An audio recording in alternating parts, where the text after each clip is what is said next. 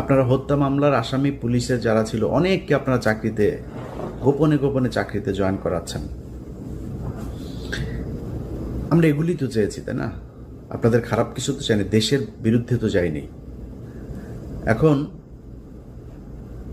এটা চাওয়ার কারণে আমরা নাকি বিশৃঙ্খলা তৈরি করলাম।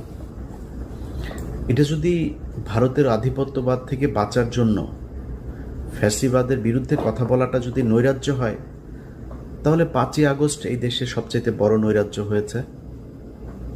সেই নৈরাজ্যের মাধ্যমে আপনি ক্ষমতায় এসেছেন। অনেক উপদেষ্টার মুখ থেকে শুনেছি যে মপতন্ত্র বন্ধ করতে হবে। এই যৌক্তিক আন্দোলনকে আপনি যেদিন মপতন্ত্র উল্লেখ করে তারপরে তার বিরুদ্ধে অবস্থান নিয়েছেন, সেদিনে আপনার পুরো সরকারটাই মপতন্ত্রের ফসল হিসাবে মানুষের কাছে উপস্থাপিত হয়েছে। আপনি আর দাঁড়াইতে পারেন নাই।